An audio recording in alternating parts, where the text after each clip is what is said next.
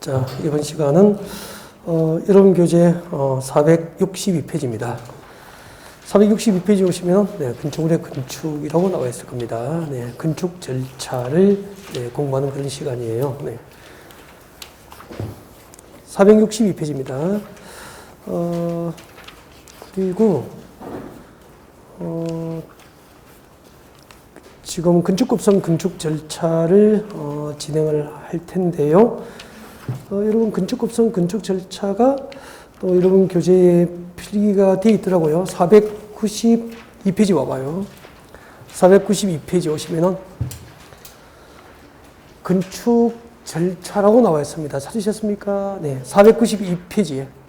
492페이지 보면은 건축 절차 체계도가 나와 있습니다. 그것을 이제 줄여서 만든 게 이거예요. 네. 그래서, 492페이지를 펼쳐두시고, 잠깐 앞을 볼까요? 여러분, 건축은 몇 개가 있죠? 배웠잖아. 건축은 5개. 신축, 정축, 개축, 재축, 이전. 이 5가지 건축 행위를 하면은 건축법 적용을 받기 때문에 건축법이 정한 절차, 즉 뭐죠? 허가를 받고 건축 행위를 해야 돼요. 자, 그러면은 이제 허가를 받으려면은 제일 먼저 건축을 설계합니다. 설계도. 근데 건축물은 누구나 설계할 수 있는 것이 아니고 건축사 설계 대상을 규정하고 있습니다. 그래서 이제 건축사 설계 대상 건축물은 건축사가 설계한 설계도서를 첨부하여서 허가권자에게 건축 허가를 신청해요. 허가를 받으면은 허가받고 2년 내에 이제 착공신고를 합니다. 착공신고를 하고, 그 다음에 이제 착공신고하고 이제 공사에 들어가죠. 집을 짓습니다. 건축공사 끝나면은 준공사를 받게 되는데 그 준공검사를 건축법은 무엇이라고 하죠? 사용승인. 이제 사용승인 받으면은 준공사를 받으면은 그 다음에 이제 입주하여서 해당 건축물을 사용할 수도 있고 건축주가 직접 사용할 수도 있고 타인에게 사용하게 할 수도 있다. 그렇게 되는 거예요. 자, 건축법상 건축 과정이 이렇게 이루어지는데 이것은 이제 핵심이 그죠. 건축법상 건축 절차는 허가이기 때문에 이제 건축 허가와 관련해서 이제 다양한 제도들이 시험에 나오죠. 이제 실무에 나오면 이 부분이 많이 쓰이는 거죠. 그래서 건축 절차에서 예를 들면은 건축 허가를 누구에게 받지? 허가권자. 그 다음에 건축을 신청할 때 사전 결정 제도가 있습니다. 시험에 자주 나왔죠. 사전 결정 제도, 사전 승인 제도, 그리고 일정한 사유가 있으면 국토교통 장관과 특별시장, 도지사가 허가권자가 허가를 못하게 제한합니다. 허가 제한. 또 건축허가 받아놓고 2년 내에 착수하지 않으면 허가가 취소됩니다. 허가 취소. 그 다음에 건축법상 건축 절차는 원칙은 허가지만 특례로서 신고로 건축할 수도 있죠. 건축 신고 대상 이런 것이 이제 출제가 많이 이루어지게 되죠. 그래서 자, 이런 제도들을 위주로 해서 건축법상 건축 절차에서 건축 허가와 관련된 제도들을 지금부터 하나씩 공부할 거예요. 자, 이제 돌아오십시오. 463페이지입니다. 463페이지. 463페이지 오면은 463페이지에 오시면 자, 건축에 관한 입지 및 규모의 사전 결정이라고 나와 있습니다. 찾으셨나요? 사전 결정을 동그라미 합니다. 사전 결정을 크게 동그라미 하십시오. 4글자. 자, 건축법상 사전 결정이 무엇일까요? 라고 하는 것을 지금부터 이제 공부할 거예요. 자, 건축법상 사전 결정입니다. 사전 결정을 펼쳐두시고 앞을 봐주십시오. 지금부터 우리는 건축법상 건축 절차에서 사전 결정을 공부합니다. 사전 결정. 제일 중요한 게 사전 결정 제도가 무엇인지를 아는 거죠. 그래서 사전 결정 제도가 무엇인지 잠깐 설명을 좀 하겠습니다. 자, 지금부터 자, 이건 필기하는 거 아니에요. 그래서 설명 듣습니다. 사전 결정 제도가 무엇일까라고 하는 것. 현장 그림을 통해서 이제 설명을 드릴 거예요. 하천이고요. 하천을 따라서 이제 도로가 있습니다. 도로가 있죠.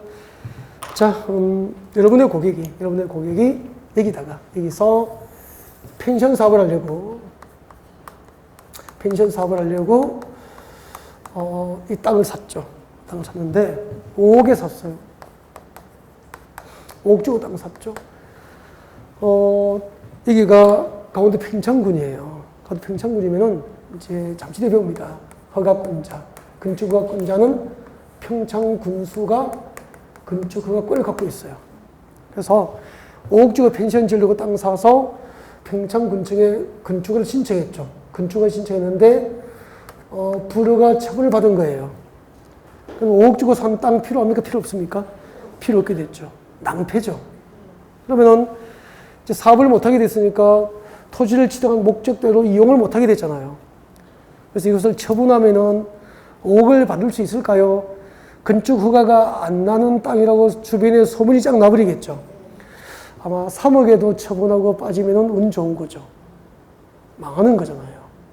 그래서 이렇게 낭패를 여러분의 고객이 당하게 만들고 그렇게 해서 고객을 경제적으로 크게 이제 손실을 당하게 만들면은 그 공인중개사는 그 지역에서 용서하지 않겠죠. 그래서 앞으로 이런 땅을 사기 전에 매매 계약서에 도장을 찍기 전에 사전이니까 건축 허가를 신청하기 전에 그런 뜻이야. 건축 허가를 신청하기 전에 이 땅에서 허가될 수 있는 건축 입지, 규모, 용도를 미리 결정해 달라고 허가권자에게 신청할 수 있는 제도가 있어요. 이것이 무슨 제도죠? 사전 결정 제도가 됩니다.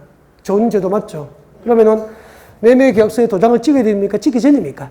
찍기 전에 이 땅에서 내가 원하는 펜션 입지가 될 수 있는지 법적으로 또 이 땅에서 허가될 수 있는 건축의 용도, 종류, 규모를 허가권자가 미리 결정해 달라고 신청할 수 있는 제도가 있어. 이것이 사전 결정 제도입니다. 그러면은 앞으로 매매 계약서에 도장 찍기 전에 이 땅에서 이제 여러분의 고객이 원하는 펜션 건축이 허가될 수 있는지 미리 결정해 달라고 평창군청에 신청할 수 있어. 그러면 미리 사전 결정을 받고 펜션 허가가 가능하다고 통지서 받고 매매 계약서에 도장을 찍는다면은 고객의 경제적 피해를 막을 수 있게 되잖아요. 그래서 앞으로 실무에 나가시면은 사전 결정 제도를 많이 활용하셨으면 좋겠어요. 그래서 이제부터 사전 결정 제도가 무엇입니까?라고 물어보면은 타인에게 설명할 수 있게 됐죠. 건축 허가를 신청하기 전에 해당 대지에서 건축법과 기타 관계 법령에 의해서 허가될 수 있는 건축 입지, 허가될 수 있는 건축의 용도, 종류, 규모를 미리 결정해 달라고 허가권자에게 신청할 수 있는 제도를 사전 결정 제도라고 하는 거죠. 그러면은 시험 쳐야 되니까 사전 결정은 건축법상 누가 누구에게 신청할 수 있을지, 사전 결정 신청자, 누가 신청할지,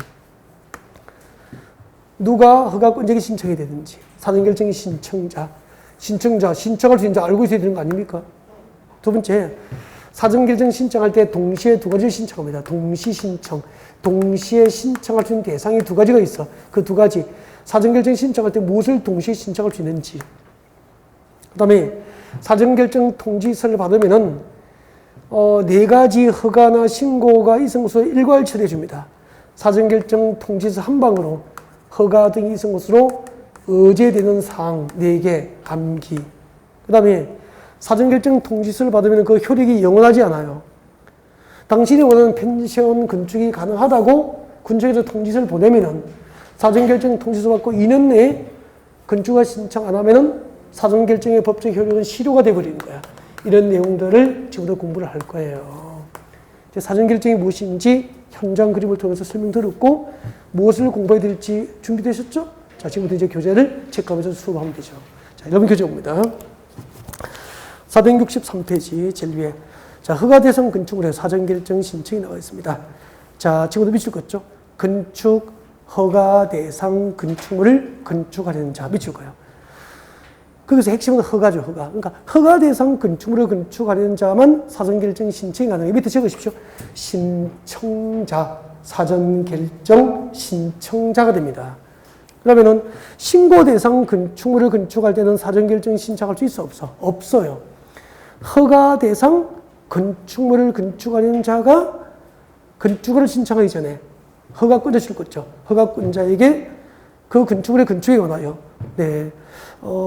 동그라미 1번부터 3번에 대한 사항을 사전에 결정해달라고 사전결정 신청이 가능한 거죠. 그래서 꼭 기억해야 될 거. 사전결정은 누구에게 신청하죠? 허가 대상 건축물을 건축하고자 하는 자가 허가권자를 대상으로 사전결정을 신청할 수 있다 이 말입니다. 그 다음에 두 번째 내려옵니다. 2번 내려오십시오. 2번. 심의와 교통영향평가서 검토를 동시에 신청할 수 있다. 동시 신청사항 대상은 두 개 외워야 된다고 그랬죠? 읽어볼게요. 사전결정 신청자는 줄 것죠. 건축위원회 심의, 밑줄 긋고 동그라미 1번. 건축위원회 심의, 밑줄 긋고 동그라미 1번. 그리고 교통영향평가서 검토, 밑줄 긋고 동그라미 2번. 이 두 가지를 사전결정 신청할 때 동시에 신청할 수 있습니다. 그러면 사전결정 신청할 때 동시에 두 가지를 신청할 수 있죠? 도시계획위원회 심의입니까? 건축위원회입니까? 건축위원회 심의, 건축위원회 심의상하고 그 다음에 교통영향평가서 검토, 교통영향평가서 검토를 동시에 신청할 수 있죠. 이 잠깐 설명할게요. 여러분, 허가권자는 보통 시장군수부전장이에요. 시장군수부전장이 건축 전문가는 아니잖아. 허가권을 법적으로 갖고 있지만. 그래서 건축 전문가가 아니기 때문에 건축 전문가로 구성된 건축위원회 심의를 거쳐서 허가를 내줘야 돼요. 그럼 건축심의회를 개최하려면은 그 위원들에게 사전 통보해야 되죠? 심의 일자를 알려줘야 되잖아요. 그죠? 네. 그리고 또 검토하는 기간이 필요하죠. 심의 기간이 필요하잖아요. 그리고 만약에 여기 이제 그 펜션을 허가하면은 관광철이 되면은 성수기 때 되면 많은 손님이 오가게 되잖아. 그러면 이 도로가 교통량을 수용할 능력이 충분한지 교통영향평가 검토 대상이라면 교통영향평가를 거쳐야 건축가 가능해요. 뭐 펜션 정도는 아니겠지만 예를 들면은 백화점이나 홈플러스나 이마트가 들어오면은 그 지역에 교통영향평가 해야 되겠죠. 상식으로 생각해도. 그러면은 교통영향평가 검토를 시청에서 바로 할 수 있습니까? 전문기관에 의뢰합니까? 의뢰를 했다가 그 해답을 받는데 수개월이 걸린대요. 그러면은 대규모 건축을 허가할 때 1년씩 뭐 2년씩 걸릴 수도 있단 말이야. 건축심의 통과해야 되지, 교통영향평가 해야 되지. 그래서 사전결정 신청할 때 이것을 동시에 신청하면은 군청에서는 허가권자는 건축심의를 미리 할 수도 있고 교통영향평가를 미리 준비해두면은 나중에 본허가 신청할 때 처리기간이 길어집니까? 짧아집니까? 짧아지잖아. 그래서 건축법상 사전결정 신청할 때 건축위원회 심의사항과 교통영향평가서 검토에 관한 사항은 동시 신청을 허용하게 되는 이야기입니다. 이해가 되죠? 근데 시험은 이렇게 나오잖아. 허가 대상 건축으로 건축하고자 하는 자가 사전결정을 신청할 때는 교통영향평가서 검토를 환경영향평가서 검토에 관한 사항은 동시 신청할 수 있다. 오른쪽 없습니까? X. 예를 들면 그렇게 나오죠. 환경영향평가서 검토가 아니고 건축위원회 심의사항하고 교통영향평가서 검토에 관한 사항을 동시 신청할 수 있단 말이에요. 그 다음에 그 밑에 봐요. 소규모 환경영향평가에 관한 협의가 의무화되어 있습니다. 이것도 읽어야 되죠? 읽어볼게요. 허가권자는 사전결정 신청된 건축물의 대지 면적이 환경영향평가법상 소규모 환경영향평가 대상 사업인 경우에는 밑줄 그십시오. 환경부 장관이나 지방환경관세장과 끝까지 줄 것죠. 소규모 환경영향평가가 나요. 의무적으로 협의를 해야 됩니다. 자, 사전결정 신청된 건축물의 대지 면적이 환경영향평가 대상 사업인 경우에는 그 사전결정 전 누구하고 의무적으로 협의해야 되죠? 환경부 장관이나 지방환경관세장과 소규모 환경영향평가가 나요. 사전 협의를 의무적으로 해야 돼요. 국토교통장관과 협의해야 한다. 그렇게 시험 나오더라고요. 네. 그 다음에 사전결정 통지 읽어보시면 되고, 제가 넘겨봐요. 자, 이렇게 이제 사전결정 통지서를 받으면은 4가지 허가를 받은 것으로 의제가 됩니다. 이건 암기하셔야 되죠. 사전결정 통지를 받은 건축주에게는, 자, 동그라미 1번 줄 것죠. 개발행위 허가, 국토교육법상 개발행위 허가, 줄 것죠. 산지관리법상 산지전용 허가, 3번 농지법상 농지전용 허가, 하천법상 하천전용 허가를 받은 것으로 의제 처리가 됩니다. 거기 한번 들어볼까요? 거기 한번 들어보세요. 네 가지잖아. 개발인 허가, 산지전용 허가, 농지전용 허가, 하천 점용 허가를 받은 것으로 본다 이 말이야. 사전결정 통지서 받으면은 몇 가지 허가를 받은 것으로 의제가 되죠? 네 가지. 암기하셔야 되고요. 거기 한번 들어볼까요? 이걸 현장을 조금만 상상하면 너무 쉬운 거야. 그 원리를 이해할 수 있어. 재밌게 올 수 있다고. 한번 봐요. 여기 보세요. 여기 사전결정 신청된 지역이 임야하고 농지잖아요. 그러니까 농지에 펜션 지으려면 농지법상 농지전용 허가가 필요하잖아. 근데 허가권자로도 사전결정 통지를 받으면 농지를 대지로 바꿀수록 농지법상 농지전용 허가를 받은 것으로 의제해 줍니다. 그 다음에 산지를 대지로 바꾸려면 산지관리법상 산지전용 허가가 필요하잖아요. 근데 산지는 산지전용 허가를 받은 것으로 간주해줘요. 그러면은 사전결정 통지서 받은 건축주는 농지전용 허가를 안 받고 산지전용 허가를 안 받아도 농지나 산지를 대지로 바꿀 수 있게 해주는 거야. 진짜 좋은 제도 맞죠? 정말로 건축을 한번 해보신 분은 이 사전결정 제도가 얼마나 좋은 제도인지를 알게 되는 거야. 그 다음에 또 봐요. 그 다음에 그러니까 농지를 대지로 바꿀 수 있고 산지를 사전결정 통지서 받으면 산지를 대지로 바꿀 수 있죠. 그리고 여기다 펜션 지으려면 이게 필요하잖아. 펜션 부지를 조성해야 되잖아요. 절토, 성토, 정지 등의 방법으로 형질 변경 공사를 해야 되잖아요. 우리 배웠잖아. 토지 형질 변경은 근하게 됩니까? 국토교육법상 개발허가 대상입니까? 국토교육법상 개발허가 대상인데 사전결정 통지서 받은 건축주는 그 형질 변경을 위한 국토교육법상 개발허가를 받은 것으로 의제 처리, 법적으로 간주해 주는 거야. 그 다음에 여기다가 이제 펜션 부지를 조성하고 아름다운 펜션을 지었어요. 하천이잖아. 그 옆에 도로가 있잖아. 손님이 오면은 어떻게 가요? 네, 이 추운 겨울에 여자친구 업고 네, 이렇게 강을 건너오세요. 말이 돼요, 안 돼요? 안 되죠. 그러면은 교각을 세워서 하천을 놓아야 되는 지리도로가 필요하잖아. 그러면은 하천법상 하천 점용 허가를 받아야 돼요. 근데 여러분 나중에 하천법에 의해서 하천 점용 허가 한번 받아보십시오. 그게 쉽지 않습니다. 근데 사전결정 통지서를 받으면은 이게 교각을 세워서 다리를 놓을 수 있도록 하천법상 하천 점용 허가를 받은 것으로 의제 처리해 주는 거야. 그래서 이런 현장을 상상하고 이해하면은 굳이 암기하지 않더라도 농지 전용 허가, 산지 전용 허가, 개발행위 허가, 다리 놓을 때 하천법상 하천 점용 허가를 받은 것으로 본다, 의제된다. 쉽게 이해가 되잖아. 공법은 법 조문에 머물고 이렇게 현장을 상상할 수 없으면은 참 어렵게 외워야 되고, 설명 듣고 현장이 떠오르면은 머릿속에 막 그림이 떠오르면은 금방금방 안 외워도 익숙해져요, 금방. 자, 그 다음에 7번 내려옵니다.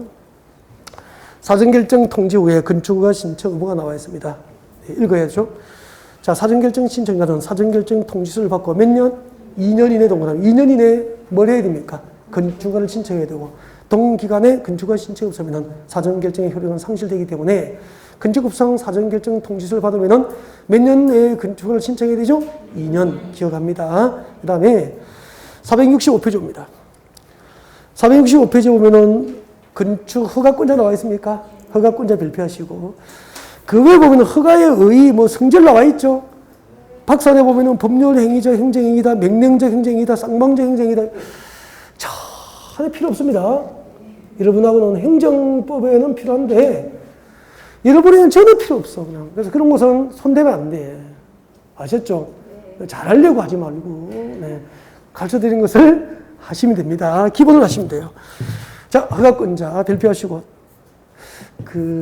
여러분, 우리 건축법 배워가지고, 건축 허가를 누구에게 받아요? 라고 했는데 이것을 책 보고 말하면은 부동산 하겠습니까? 못하지. 그래서 오늘 이 시간 이후로 건축 허가권자는 안 잊어버리면 좋겠어, 그냥. 알겠죠? 건축법을 1년 공부해가지고 건축 허가권자가 누구죠? 라고 물으는데 망설이면은 1년 동안 헛공부한 거 아니냐, 이 말이에요. 아니, 건축법 배워가지고 건축 허가를 누구에게 받아야 되는지도 책 안 보면 말 한마디 못하면은 공부 방법이 잘못된 거다는 거죠. 그래서 오늘부터 건축 허가권자는 잊어버리지 않도록 합니다. 네. 절대 잊어버리면 안 돼요. 읽어볼까요? 465페이지. 건축물을 건축하거나 건축 동그라미, 건축은 몇 개가 있죠? 5개. 무엇이 있죠? 신축, 정축, 개축, 재축, 이전. 이 5가지 행위를 하거나 대수선 동그라미 몇 개가 있었죠? 아까 8개. 5개의 건축행위나 8개의 대수선 행위를 할 때는 줄 것이십시오. 특별자치시장, 특별자치의사, 시장, 군수, 구청장의 허가 동그라미, 허가를 받아야 한다. 이게 원칙이에요. 그러면 건축급성 허가권자는 누구죠? 특시, 특도, 시장, 군수, 구청장. 거기 드시죠? 건축급성 건축허가권자는 자 세종특별자치시장, 특시, 제주특별자치의사, 특도, 특별자치시장, 특별자치의사, 특시, 특도. 그리고 누구죠? 시장, 군수, 구청장이잖아요. 여기서 잠깐. 그러면은 물으면 대답하십시오. 서울특별시 강남구에서 건축하는 누가 합니까? 서울시장이 합니까? 강남구청장입니까? 강남구청장이죠. 인천광역시 연수구에서 건축한 누가 하죠? 연수구청장. 그래서 구청장이 허가를 하는 시는 무슨 시죠? 눈치챘죠. 특별시, 광역시라고. 특별시, 광역시에서는 원칙적으로 관할 구청장이 허가를 해요. 알겠죠? 그리고 군지역은 군수. 그리고 특별시, 광역시, 특별자치시가 아닌 시는 시장. 제주도는 제주특별자치도지사 허가권자 되는 거죠. 그래서 건축급성 건축허가권자는 특시, 특도, 시장, 군수, 구청장이 건축을 하는데 잊어버리면 안 돼. 앞으로 이거 물어보고 대답 못하면 고발할 거야. 꼭 기억하시고 그 다음에 밑에 봐요. 예외 특별시장 또는 광역시장에 허가를 할 수도 있죠. 네, 출급죠. 층수가 몇 층? 21층 이상. 연면적 합계가 얼마?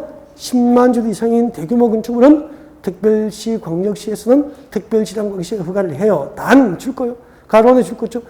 공장과 창고 등은 특별시장, 광역시장 허가 대상입니까? 제외입니까? 제외.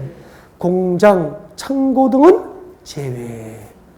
줄 거 놓고 공장과 창고가 정답을 많이 결정했습니다. 그 다음에 고개 드시죠. 설명 들어요. 설명 들으세요. 여러분 건축허가권자는 특별시장, 특별자치시장, 특별자치의사, 시장, 군수구청에 허가하는 게 원칙인데 층수가 몇 층? 21층 이상이거나 연면적 합계가 10만 제곱미터 이상인 대규모 건축물을 특별시, 광역시에서는 특별시장, 광역시장이 직접 허가를 해요. 그러면은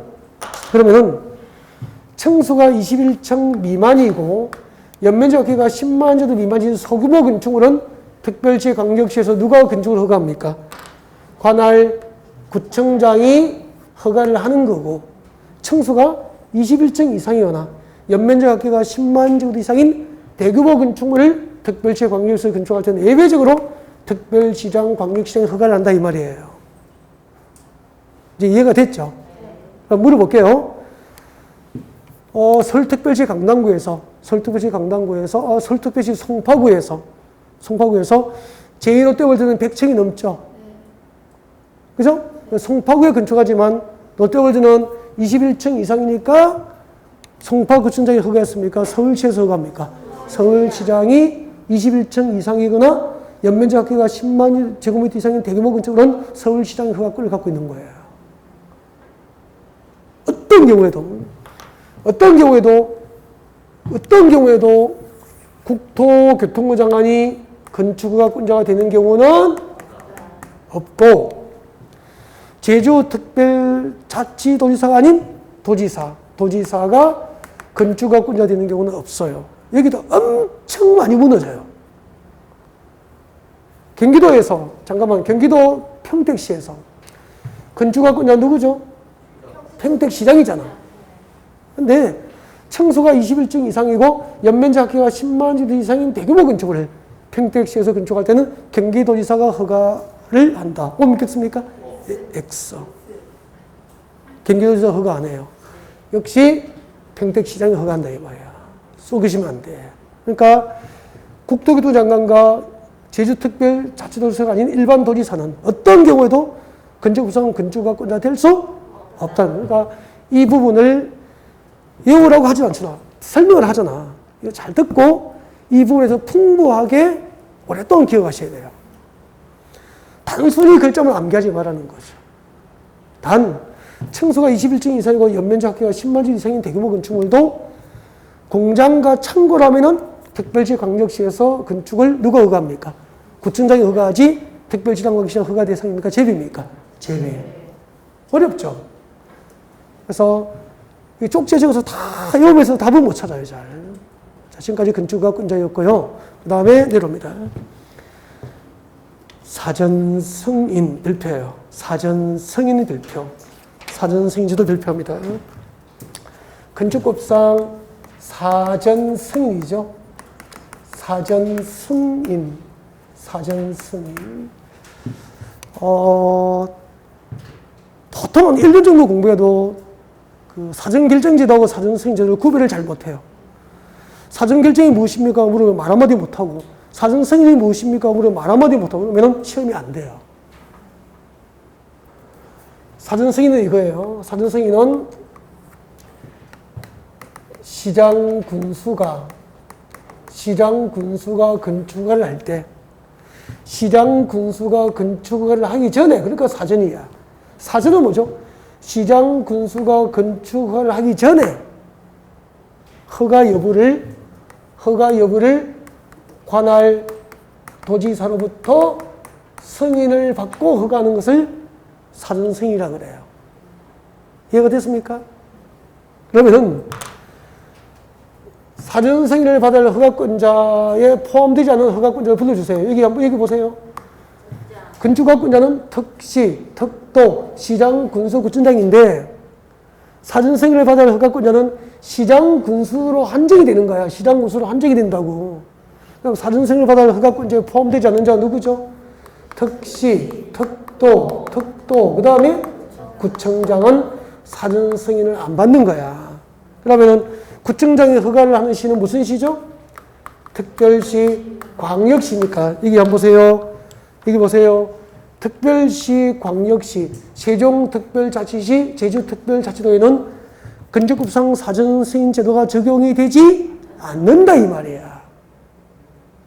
작년에 공부해도 이거 처음 아신 분 많을 건데 사전승인 대상만 쪽지에 적어서 외웠겠지. 특별자치시, 특별자치도, 그리고 구청장의 건축을 허가하는 특별시, 광역시에는 사전승인 제도가 없고요. 특별시, 광역시, 특별자치시, 특별자치도가 아닌 시군 지역에서 시장, 군수가 건축을 하기 전에 허가 여부를 관할 도지사로부터 승인받는 것을 사전승인 제도라고 하는 거죠. 그러면은 사전승인 제도가 무엇인지 아셨으니까 두 개만 외우십시오. 일단은 두 개만 외우십시오. 두 개. 사전승인을 받아야 할 대상이 줄 것이십시오. 사전승인 대상 박산에 사전승인 대상 몇 층? 층수가 21층 이상이거나 똑같습니다. 연면적 합계가 10만 제곱미터 이상인 대규모 건축물을 잘 보세요. 층수가 21층 이상이나 연면적 합계가 10만 주 이상인 대규모 건축물을 특별시 광역시가 아닌 시군 지역에서는 누가 허가합니까? 도지사가 아니고 시장 군수가 허가를 하는데 허가를 마음대로 못하고 허가를 하기 전에 관할 도지사에게 허가 여부를 승인받아와서 허가해야 되는 것을 사전승인 제도라고 하는 거야. 그러면은 여기요. 경기도 평택시는 특시 아니죠. 특도 아니죠. 특별시 광역시가 아니잖아요. 그럼 경기도 평택시는 여기인 거야. 경기도 평택에서 층수가 21층 이상이나 연면적 합계가 10만 주 이상인 대규모 건축물은 평택시장이 허가를 하는데 허가를 마음대로 못하고 경기도지사에게 가서 이렇게 대형 건축으로 우리 평택에 허가도 됩니까? 라고 승인받아와서 허가하는 게 사전승인 제도야. 그럼 평택시장이 허가를 하기 전에 경기도지사가 미리 받아와서 허가하니까 사후 승인입니까? 사전승인입니까? 사전승인 제도라고 하는 거야. 그러면 봐요. 층수가 21층 이상이고 연면적 합계가 10만 주 이상인 대규모 건축물을 특별시, 광역시에서 누가 허가합니까? 특별시장, 광역시장이 직접 허가를 하고 특별시, 광역시가 아닌 시군 지역은 누가 허가합니까? 도지사가 아니고 시장, 군수가 허가를 하는데 마음대로 못하고 관할 도지사에게 승인받고 대규모 건축을 허가하는 거야. 이제 좀 보입니까? 그래서 특별시 광역시에서 대규모 건축물은 특별시장 광역시장이 직접 허가하고 특별시 광역시가 아닌 시군 지역에서 대규모 건축물은 관할 시장으로서 허가를 하되 도지사에게 승인받고 허가하는 거야. 이것이 산전승인 제도예요. 이제 완전히 이해하셨죠? 그래서 어떻게 보면은 산전승인 제도도 이거 대상을 다 외워요, 자꾸. 이거 외우는 게 아니고 산전승인 제도가 무엇인지 제도를 이해하고 그 다음에 나중에 암기가 필요한 거죠. 이거만 냅다 외워도 응용된 문제 이 정도에 대한 이해력이 없으면 문제 해결 능력이 없는 거예요. 수준이 있죠?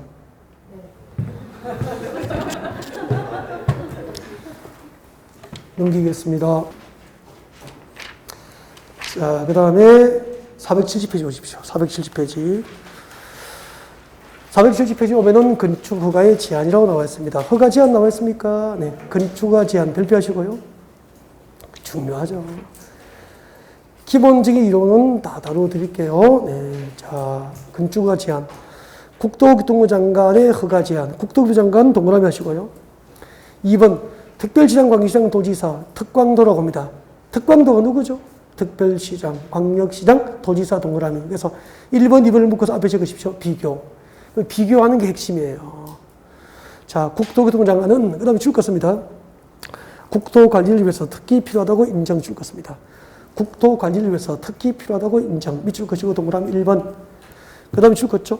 주무부 장관이 밑줄 것이십시오. 주무부 장관이 국방문화재 보존, 환경보존 또는 국민경제를 위하여 필요하다고 인정하여 요청하면까지 줄 거예요. 동그라미 2번. 동그라미 1번과 2번이 제한 사유가 됩니다. 제한 사유. 제한 사유가 됩니다. 건축허가를 제한할 수 있는 사유가 되죠. 자, 이 동그라미 1번 국토교통부 장관은 동그라미 1번과 2번의 사유가 있으면은 허가권자 동그라미. 허가권자에 줄 것죠. 건축허가나 그 다음에 허가받은 건축물의 착공을 제한할 수 있습니다. 네. 여기까지 설명드릴게요. 거기 들어보시죠. 설명드리겠습니다. 봐주세요.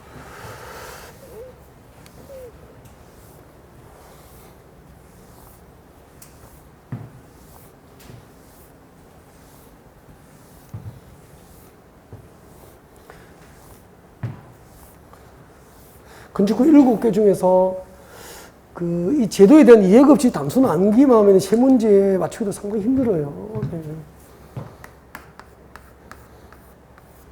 자, 교재에 있으니까 쓰지 마십시오. 국토교통장관이 제한합니다. 국장. 생각해봐요. 국토교통장관은 누구를 제한할 수 있냐면 모든 허가권자를 제한할 수 있어. 모든 허가권자가 누군지 알고 있죠? 특별시장, 광역시장, 그리고 특시, 특도, 시장, 군수, 구청장이 허가를 못하게 제한합니다. 허가를 못하게 제한할 수도 있고요.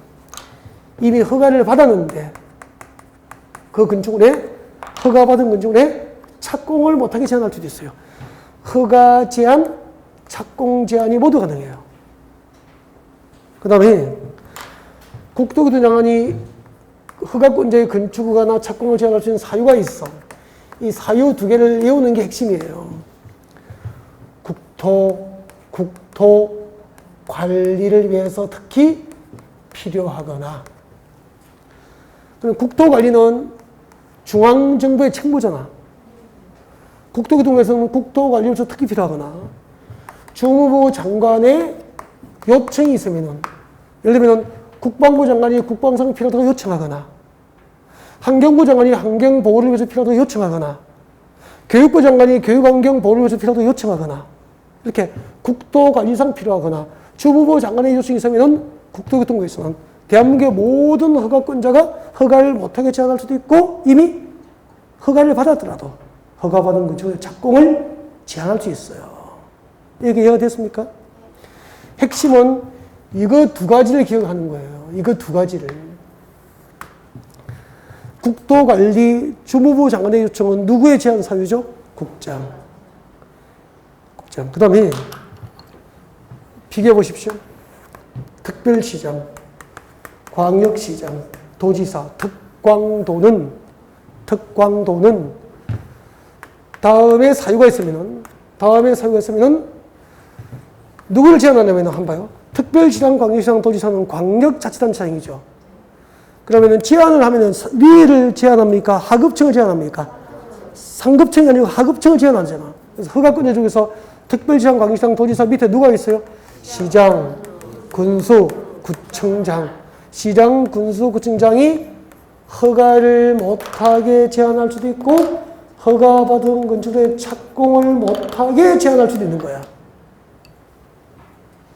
언제? 다음에 사유가 있을 때 해라라고 국회에서 법률로 만들어둔 거야. 지역계획, 지역계획, 도시군계획, 지역계획, 도시군계획상 필요한 경우죠. 그럼 봐봐요. 국토관리를 위해서 필요한 경우에는 국장이 제한 사유고 지역계획과 도시군계획상 특히 필요한 경우에는 특광도에 제한 사유잖아. 근데 이걸 계속 바꿔서 시험을 내는 거죠.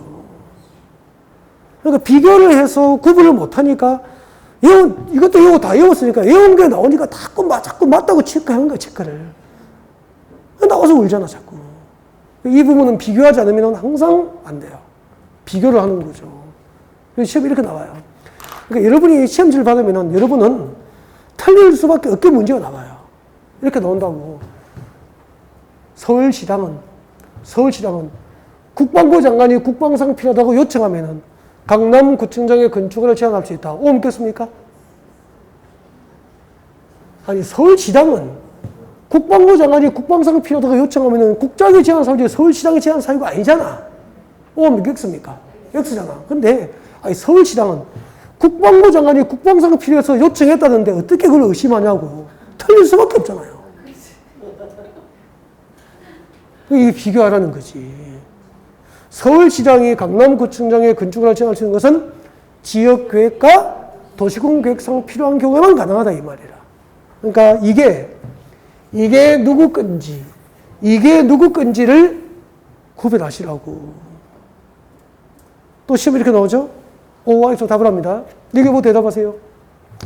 서울시장은 서울시의 도시군계획상 특히 필요하다고 인정되면 허가권자의 건축안을 제한할 수 있다. 오, 믿겠습니까? X예요. 여기다가 허가권자 쓰면 안 돼. 허가권자로 쓰면 특별시장, 광역시장이 들어갈 수 있잖아. 맞죠? 서울시장이 제한할 수 있는 것은 모든 허가권자가 아니고 누구죠? 관할 구청장만 제한할 수 있는 거잖아. 서울시장은. 여기다가 허가권자로 쓰면 틀리는 거라고. 그러니까 여러분의 함정이 곳곳이 있는 거죠. 이것을 이제 모의고사를 보고 틀려보고 정확하게 알 수 있는 기회를 가진 사람은 잘 안 틀려요. 근데 한 번도 모의고사 보지 않고 연습하지 않고 시험장에 가면은 이런 문제를 맞추기 확률이 많이 떨어지는 거잖아. 그래서 실력이 다 되어서 모의고사를 보는 게 아니고 틀려보고 정확하게 알 수 있는 기회를 갖기 위해서 모의고사를 보는 거예요. 아, 그런 거구나. 자, 허가 제한 내용 봅니다. 470페이지 3번이죠. 허가 제한 내용 읽어드립니다. 자, 건축허가나 건축물의 착공을 제한할 때 그 제한 기간은 2년 이내로 한다. 밑줄 긋죠. 원칙. 건축법상 건축허가 제한 기간은 몇 년? 2년 이내. 2년 이내로 함이 원칙인데 줄 긋죠. 1회 1년 범위 내에서 그 제한 기간은 연장될 수도 있습니다. 여기까지 밑줄 긋고 그 다음에 책장 넘기세요. 책장 넘겨서 474페이지 오세요. 474페이지에 오셔서 이제 건축 신고라고 나와 있을 겁니다. 찾으셨습니까? 별표 2개 하시고 건축 신고 대상이 475페이지에 있어요. 그래서 475페이지 건축 신고 대상이 동그라미 1번부터 5번까지 나와 있습니까?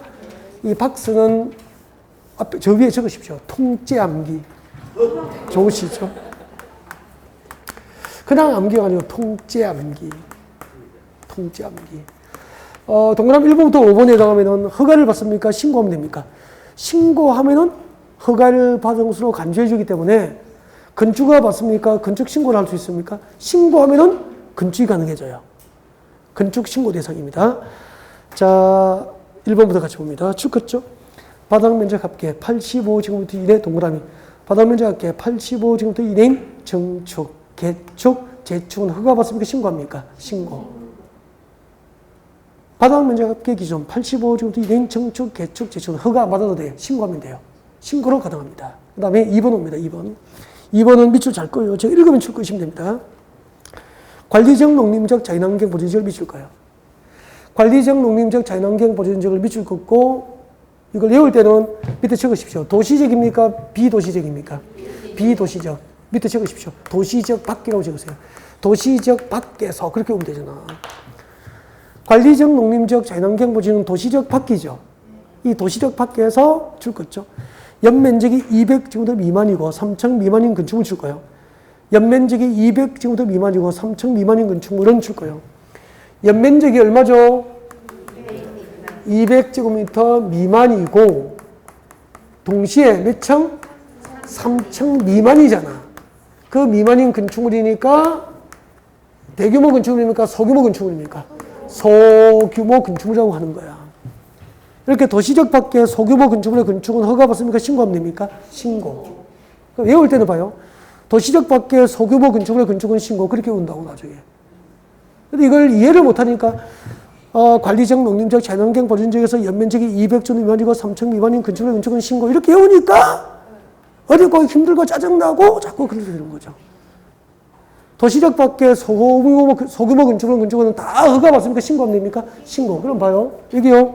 여기 한번 보세요. 여기 평택이잖아. 평택시 도시적이잖아. 평택시에서 조금만 벗어나면 용도지역이 도시지가 아닌 관리적, 농림적, 자연환경 보존지역이야. 이 도시적 밖에 소규모 건축물의 건축은 굳이 허가 받습니까? 신고하면 됩니까? 신고하면 건축할 수 있다 이 말이에요. 그래서 이번 설에 혹시 그 고향에 다녀오신 분은 우리 시골 마을을 상상해 봐요. 상하의 시골 마을 동네를 상상해 보시라고. 시골 마을을 상상해 보시면 시골의 마을에 가면은 3층 주택 보셨어? 못 보셨어? 전 못 봤어요. 시골 마을에 3층 주택을 본 적이 없는 것 같아요. 시골 마을은 1층 아니면 대개 2층 주택이야 다. 맞죠? 왜요? 연면적이 200제곱 미만이고 동시에 3층 미만이어야 소규모 건축물로서 신고 대상이 되거든. 3층부터는 시골 마을에도 건축법상 허가를 받아야 되는 거야. 근데 관리적, 농림지역에 3층 주택을 허가하면은 주변의 자연 경관 등을 해치게 되잖아요. 그래서 여러분 친구분이 군수님이어도 3층 주택으로 설계해서 허가 신청하면은 전화 옵니다. 친구야, 한번 봐줘.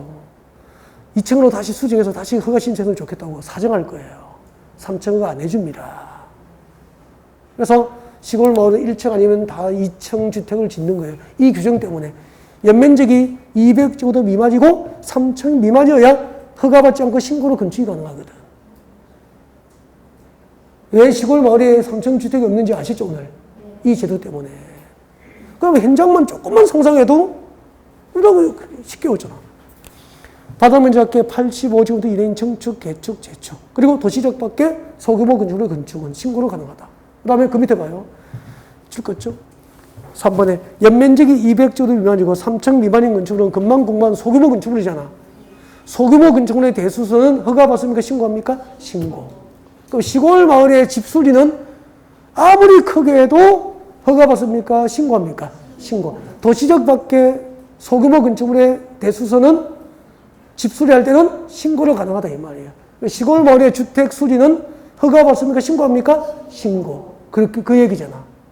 일단 여기까지도 설명을 들으니까 거의 외워졌죠? 도시적 밖에 소규모 건축물의 건축, 그리고 소규모 건축물의 대수는 신고. 여기까지다. 나머지는 점차 범위를 넓혀가요. 네. 그 다음에 책장 넘깁니다. 넘겨서, 아까 용도 변경은 다 했고요. 책장을 넘깁니다. 넘겨서, 493페이지 오세요. 493. 493페이지. 493페이지 오면은, 493페이지 오시면, 493페이지에 건축사 설계 나와 있습니까? 3번 건축물의 설계, 밑에 건축사 설계 별표. 줄 거죠? 건축 허가를 받아야 하거나, 밑줄 긋고 동그라미 1번. 건축 허가를 받아야 하거나, 동그라미 1번. 그 뒤에 건축 신고를 하여야 하는 건축물, 줄 긋고 동그라미 2번. 그 뒤에 주택법상 리모델링 하는 건축물, 줄 긋고 동그라미 3번. 이 세 개가 건축사 설계 대상이에요. 단순 암기상이지만 건축법상 최소한 건축사가 아니면 설계를 못하는 거. 건축사 설계 대상을 외워야 되죠. 기본적으로 암기해야 되죠. 시험에 자주 나오진 않아요. 너무 기본적이라서. 건축사만 설계할 수 있는 건축물. 제일 먼저 뭐죠? 건축허가를 받아야 건축은 건축사가 설계해야 돼요. 그 다음에 건축 신고 대상 건축물도 건축사가 설계해야 돼요.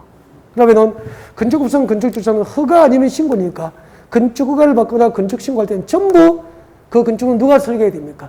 건축사가 설계해야 돼요. 나중에 실무를 할 때, 예를 들어 부동산을 할 때 건축을 원하는 손님을 만나게 되면은 무조건 건축 설계 사무소에 보내주면 돼요.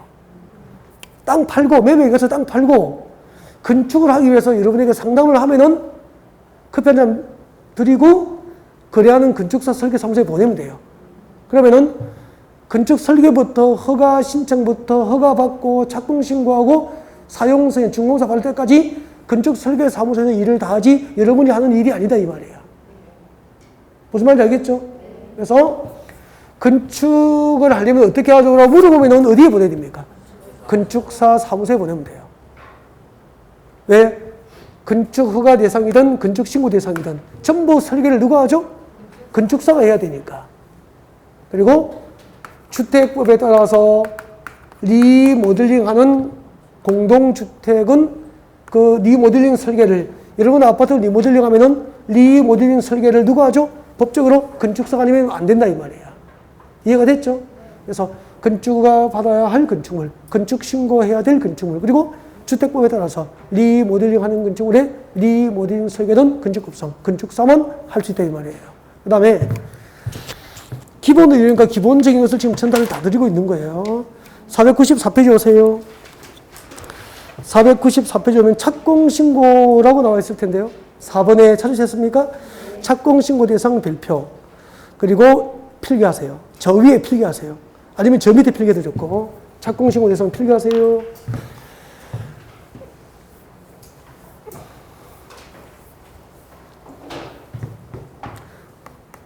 제목, 착공신고 대상. 착공신고 대상. 빨리빨리 적으셔야 됩니다. 착공신고 대상. 건축법상 착공신고를 해야 될 대상. 1번, 허가, 건축 허가를 받은 건축물. 제대로 쓰세요. 허가 받은 건축물. 건축 허가를 받은 건축물은 착공신고해야 돼요. 건축공사에 착수 전에 미리 공사계획을 허가권자에게 신고해야 된다 이 말이에요. 그 다음에 두 번째는 건축신고한 건축물. 그래서 허가받은 건축물, 신고한 건축물 전부 착공신고 대상이야. 그 다음에 3번 허가받은 가설 건축물. 가건이 뭐죠? 가설 건축물. 허가받은 가설 건축물. 이 세 가지가 착공신고 대상이에요. 근데 착공신고 대상을 암기하고 있는지 시험 문제는 안 나오고요. 잘 들으세요. 이 착공신고를 하여야 하는 건축물은 건축공사 끝나면은 준공사를 받아야 돼요. 그 준공사가 뭐죠? 사용승인이 되는 거예요. 그래서 착공신고 대상 건축물은 나중에 사용승인 대상이 되는 거야. 그래서 건축부에서는 착공신고 대상은 곧 사용승인을 받아야 할 대상이 되는 거야. 그러면은 착공신고한 건축물은 건축공사 끝나면은 바로 입주해야 됩니까? 사용승인 받아야 됩니까? 사용승인. 준공검사를 받고 입주를 해야 되는 거야. 그러면 문제 됩니다. 여기 보세요. 허가받은 가설 건축물은, 허가를 받은 가설 건축물은 착공신고 대상이죠. 허가받은 가설 건축물은 건축공사 완료 후 사용 승인 후 이를 사용하여야 한다. OX? O. 그 다음에 밑에 적으십시오. 신고. 축조, 신고 대상, 가설 건축물. 신고 대상, 가설 건축물. 가설 건축물. 신고 대상, 가설 건축물은 착공신고 대상이 아니죠. 그럼 법적으로 사용 승인을 받아야 합니까? 사용 승인을 안 받아도 됩니까? 사용 승인을 안 받아도 되니까 사용 승인 후 사용입니까? 사용 승인 전 사용입니까? 사용 승인 전 사용이 가능한 거야. 그럼 시험 문제 이렇게 나온다고.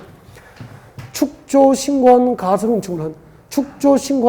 건축물은 건축공사 완료 후 사용 승인 전 이를 사용할 수 있다. OX O 그렇게 되는 거야. 근데 시험을 이렇게 내지. 누가 착공신고 대상을 쪽지에서 생각 없이 외우고 있는지 시험 문제가 나오지 않는다 이 말이에요. 건축법상 착공신고에 법상 의무가 있다면 건축공사 완료 뭘 받아야 됩니까? 사용 승인을 받아야 할 대상이 되는 거야. 그러면 착공신고한 건축물은 사용 승인 전 사용입니까? 사용 승인 후 사용입니까? 사용 승인 후 사용할 수 있다. 입주가 가능하다 이 말이에요. 그 다음에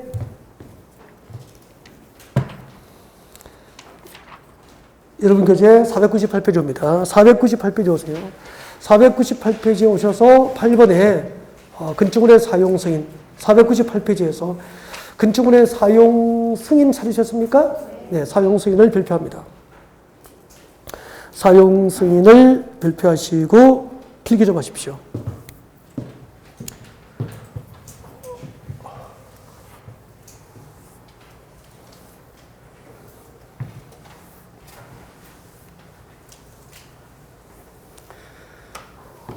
필기하세요.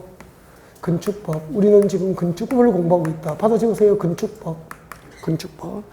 자, 건축법에서는 건축법은 준공검사를 사용 승인이라고 합니다. 사용 승인.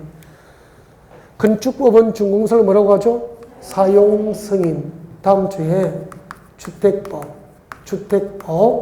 주택법에서는 준공검사를 사용 금사라고 합니다. 사용금사라고 합니다.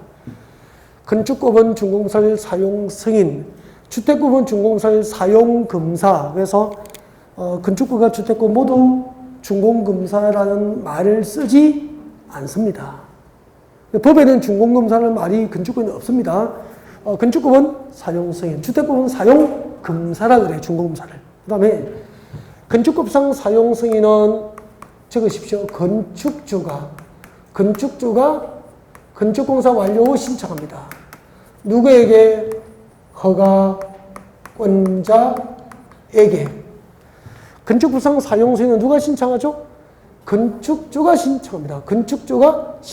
누구에게? 허가권자에게. 건축주가 신청합니다. 누구에게?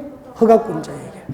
그 다음에 다음 주에 주택법상 사용검사는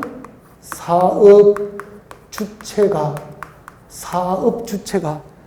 주택건설 사업주체라 그래요. 사업주체가 사용검사를 신청합니다. 누구에게? 시장, 군수, 구청장에게 신청합니다. 주택법은 사용검사를 사업주체가 신청합니다. 시장, 군수, 구청장에게 그렇게 돼요. 그 다음에 건축법상 사용 승인이 신청되면은 신청일로부터 7일 내에 사용 승인을 위한 검사를 하고 합격된 건축물에 대해서 사용 승인을 교부해 줍니다. 주택법상 사용 검사는 사업주체가 신청하면은 15일 내에 사용 승인을 교부해 줍니다. 그래서 건축법상 사용 승인 처리 기간은 7일, 주택법상 사용검사 처리 기간은 15일. 이게 이제 핵심이에요. 건축법과 주택법을 비교해서 수업을 해드렸고요. 여기까지가 이제 건축법상 건축 절차를 다 설명을 드린 거고, 잠시 휴식을 하고 대지와 도로와의 관계 등을 학습할 수 있도록 그렇게 준비하겠습니다. 네.